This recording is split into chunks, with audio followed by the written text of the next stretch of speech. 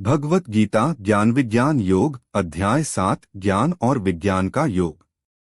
श्लोक 21 से 30 और उनकी व्याख्या प्रस्तुत है। श्लोक 21। यो यो या तनु भक्तः श्रद्धयार्चितुमिच्छति तस्य तस्याचला श्रद्धा तामेव विद्धाम्यहम्। अनुवाद: जो भी भक्त जिस रूप में श्रद्धा के साथ मेरी पूजा करना चाहता है, मैं उसकी उस श्रद्धा को स्थिर कर देता हूँ। भगवान यहाँ यह स्पष्ट कर रहे हैं कि सभी प्रकार की श्रद्धा और भक्ति का मूल स्रोत वही हैं। लोग विभिन्न देवताओं की पूजा करते हैं, परंतु उनकी श्रद्धा और विश्वास भगवान श्री कृष्ण द्वारा स्थिर किए जाते हैं। यह श्लोक विभिन्न प्रकार की भक्ति की स्वीकृति और उनके प्रति समर्पण की बात करता है। श्लोक 22। सतया श्रद्धया युक्तस्तस्याराधनमिहते लभते च ततः कामान मयैव विहितान हितान। अनुवाद: उस श्रद्धा से युक्त वह भक्त उस देवता की आराधना करता है और उसके द्वारा वह इच्छित वस्तु प्राप्त करता है, जो वस्तुतः मेरे ही द्वारा दी गई होती है। भगवान कहते हैं कि जो भी भक्त अपनी श्रद्धा के अनुरूप किसी देवता की आराधना करता है, उसे वह वस्तु प्राप्त होती है, लेकिन वह वस्तु भी अंततः भगवान श्री कृष्ण द्वारा ही दी जाती है।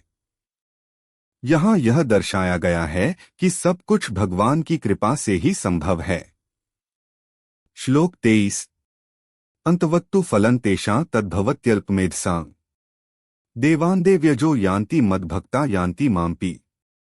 अनुवाद: अल्प बुद्धि वाले लोग देवताओं की पूजा करके सीमित फल प्राप्त करते हैं, जबकि मेरे भक्त मुझे प्राप्त करते हैं। भगवान यह स्पष्ट करते हैं कि देवताओं की पूजा से प्राप्त होने वाले फल सीमित और क्षणिक होते हैं। वे लोग जो देवताओं की पूजा करते हैं, उन्हें अस्थायी सुख की प्राप्ति होती है, जबकि जो भक्त सीधे भगवान श्री कृष्ण की भक्ति करते हैं, वे परमात्मा को प्राप्त करते हैं, जो शाश्वत और असीम है। श्लोक 24। अव्यक्तं व्यक्तिमापन्नं मन्यन्ते मां बुद्धयः परं भावमजानन्तो ममाव्ययम् नुत्तमम्। अनुवाद: मूर्ख लोग मुझे अव्यक्त निराकार से व्यक्त साकार हुए मानते हैं, वे मेरी इस अविनाशी और सर्वोच्च अवस्था को नहीं जानते। श्री कृष्ण कहते हैं कि जिनकी बुद्धि विकसित नहीं हुई है, वे मुझे साधारण मानव मानते हैं और मेरी अव्यक्त स्वरूप की महत्ता को नहीं समझते।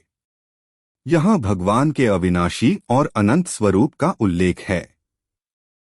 श्लोक 25। नाह प्रकाशः सर्वस्य योगमायास्मावृतः मूढ़ोऽयं नाभिजानाति लोको मामजमव्ययम्। अनुवाद: मैं अपनी योगमाया से सबके लिए अप्रकट रहता हूँ। मूर्ख लोग मुझे जन्म और विनाश रहित नहीं जान पाते। भगवान श्री कृष्ण कहते हैं कि वे अपनी योगमाया से आवृत रहते हैं, इसलिए सभी लोग उन्हें पहचान नहीं पाते। जो लोग उनकी दिव्यता को नहीं समझते, वे उन्हें सामान्य मानव मानते हैं और उनके वास्तविक स्वरूप को नहीं जान पाते। श्लोक 26। वेदाः समतीतानि वर्तमानानि चार्जुन भविष्याणि च भूतानि मा तु वेद न कश्चन। अनुवाद: हे अर्जुन, मैं सभी भूतकाल, वर्तमान और भविष्य के प्राणियों को जानता हूँ, परंतु मुझे कोई नहीं जानता। भगवान श्री कृष्ण कहते हैं कि वे सर्वज्ञ हैं और सभी कालों के प्राणियों के बारे में जानते हैं, लेकिन कोई भी प्राणी उन्हें संपूर्ण रूप से नहीं जानता। यह भगवान की सर्वज्ञता और असाधारणता को दर्शाता है। श्लोक 27। इच्छाद्वेष समुत्थेन द्वंद्वमोहेन भारत सर्वभूतानि सम्मोह सर्गे यान्ति परन्तप।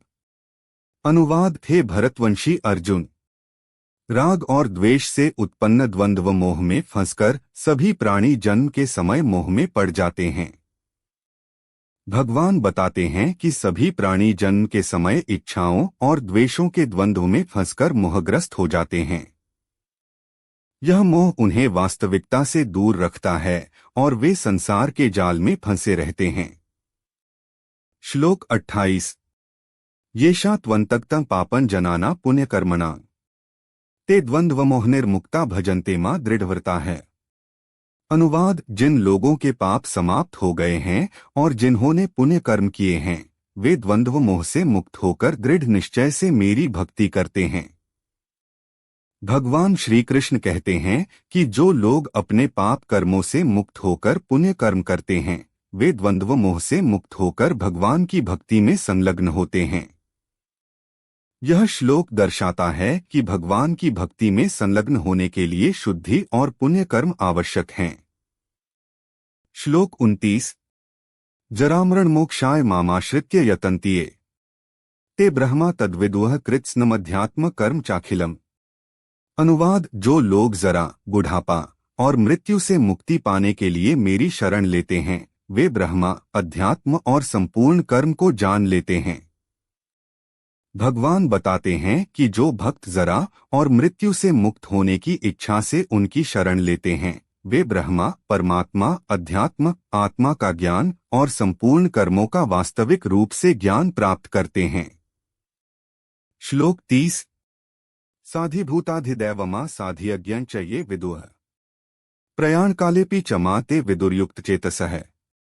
अनुवाद: जो लोग अधिभूत, अधिदैव और अधियज्ञ के साथ मुझे जानते हैं, वे अंत समय में भी मेरे को जानते हैं। भगवान कहते हैं कि जो लोग भौतिक तत्वों, देवताओं और यज्ञ के साथ भगवान श्री कृष्ण के वास्तविक स्वरूप को जानते हैं, वे मृत्यु के समय भी भगवान को पहचानते हैं और उनका ध्यान करते हैं। यहाँ भगवान ने अधिभूत, भौतिक संसार, अधिदैव, देवता और अधियज्ञ, यज्ञ का स्वामी के रूप में अपनी महत्ता को बताया है। इन श्लोकों के माध्यम से भगवान श्री कृष्ण ने भक्ति, श्रद्धा और उनके वास्तविक स्वरूप का महत्व बताते हुए ज्ञान और विज्ञान के योग का वर्णन किया है।